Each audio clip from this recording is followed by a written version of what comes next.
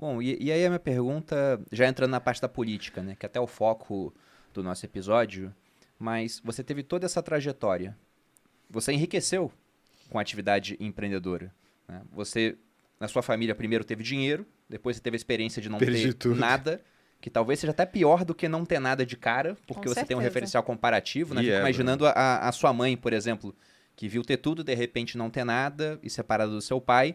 Aí você fez essa trajetória empreendedora, você conseguiu enriquecer com isso, a empresa existe até hoje, está sob o comando do seu filho, e aí você resolve entrar na política, um mundo muito polarizado, onde vão ter pessoas que vão gostar de você por um motivo e outras que vão te odiar extremamente. Por que entrar na política? Se a gente for olhar o chat aqui, tá uma guerra, né? Uma É. batalha. Inclusive, pessoal, sejamos moderados Pessoal. nos comentários, né? Que é um ambiente muito inóspito, assim, se a gente for É. pensar, ainda mais hoje em época de rede social. O que te atraiu, assim, que falou, nossa, eu preciso virar político? Bruno, não é virar político, é lutar pelo meu país. Há pessoas idealistas, eu sou idealista. Eu sou idealista. Eu podia ter ficado, a melhor situação, a mais confortável, era ficar onde eu estava, concorda?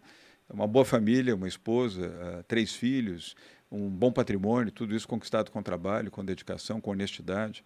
Era mais fácil eu ficar onde eu estava.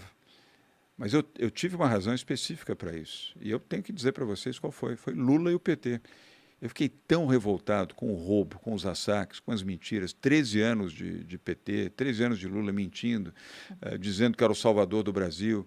Que eu falei, eu não vou ficar quieto, eu vou sair da arquibancada, eu vou sair da cadeira cativa, vou sair da numerada, eu vou para o campo, eu quero lutar pelo Brasil.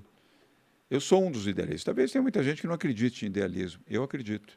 Nunca recebi um salário, nem como prefeito, nem como governador. Eu dou todos os meus salários. Como eu fiz um bom patrimônio, eu não preciso disso. Então, eu deixo claro. Eu não vivo no Palácio dos Bandeirantes, por exemplo, Malu.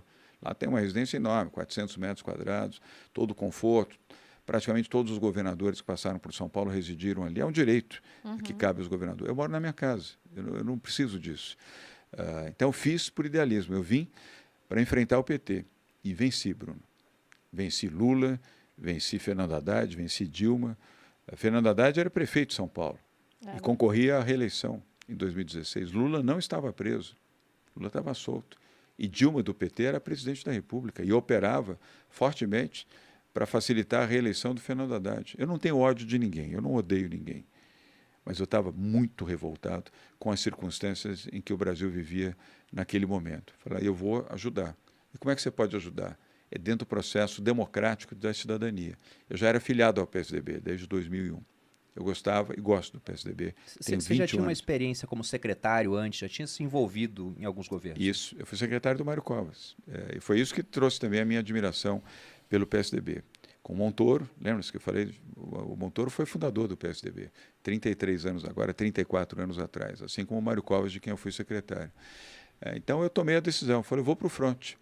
Imagine você, alguém que a vida inteira teve no setor privado, vir para a política para enfrentar o PT.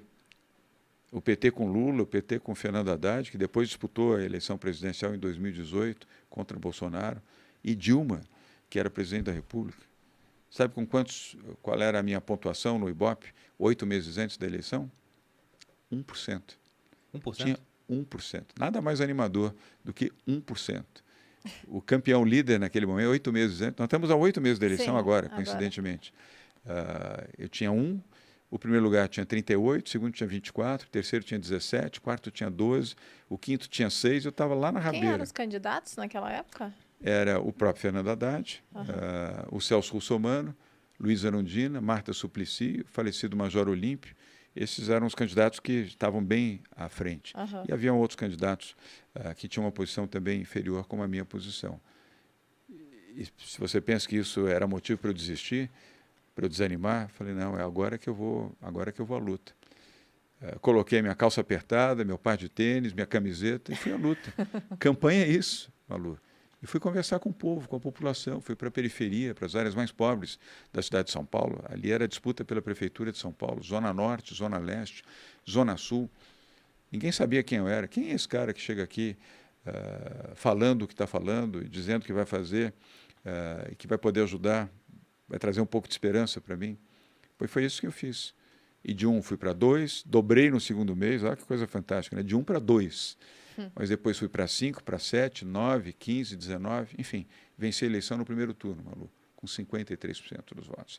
Primeira vez que um candidato ganha eleição no primeiro turno em São Paulo em toda a história. Depois renunciei à Prefeitura de São Paulo para salvar, a meu ver, o que São Paulo ia cair nas mãos de um outro esquerdista, o Márcio França, que eu chamava de Márcio Cuba, que idolatrava Cuba, Nicarágua e a extrema esquerda.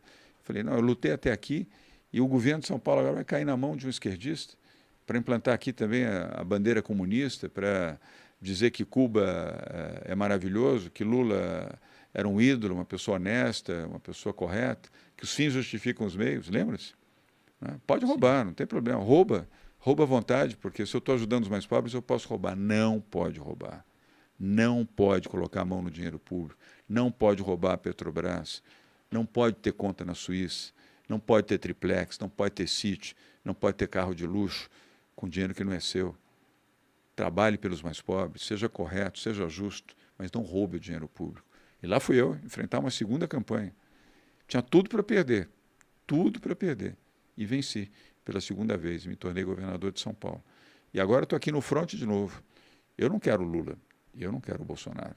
E sei que muitos brasileiros, muitos que estão nos vendo, nos assistindo agora, também não querem as opções daquilo que Lula já fez de errado e nós escolhemos o remédio equivocado. Bolsonaro acabou sendo um remédio errado para o Brasil.